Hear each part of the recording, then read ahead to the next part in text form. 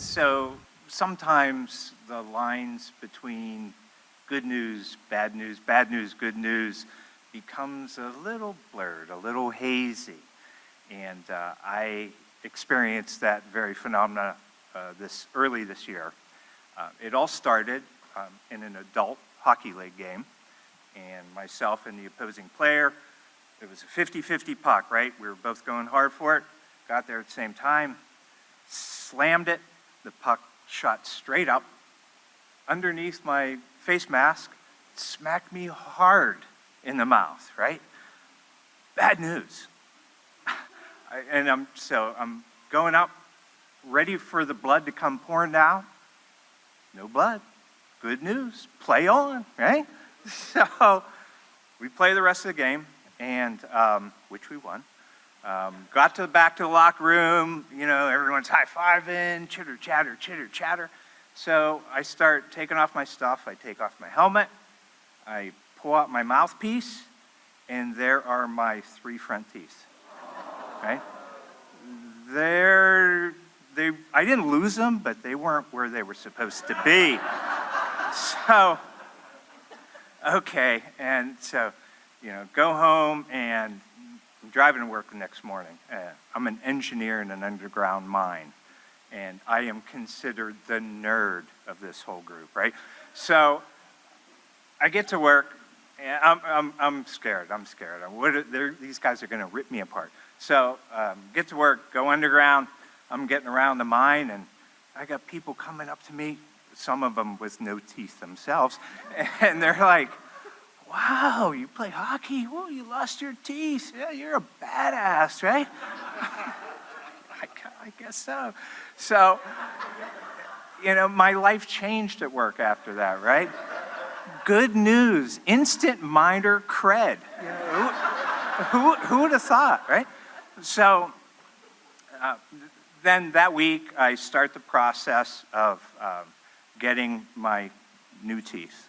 And the first part of that process is they fit you up for these temporaries. They call it a flipper. I call it my church teeth or my substitutes. Either way, right? That you can't eat with them, you can't talk with them. Forget about Sally sells seashells at the seashore. That kind of stuff's not going to happen. So, I go through, start this process, and it's underway. So, in a little bit after that, ready to start dating. I'm thinking, I better get my real teeth pretty quick. And so I met this really nice gal, and we go out on a couple dates, a hike, a bike, pretty harmless kinds of things. And now she wants to ratchet it up a notch. She wants to go out to eat, right? One thing about church teeth, you cannot eat with them, right? You got to take them out. And I'm thinking, oh, bad news. Now I got to reveal this, right? This big gap and, the end of this romance. But okay, let's go.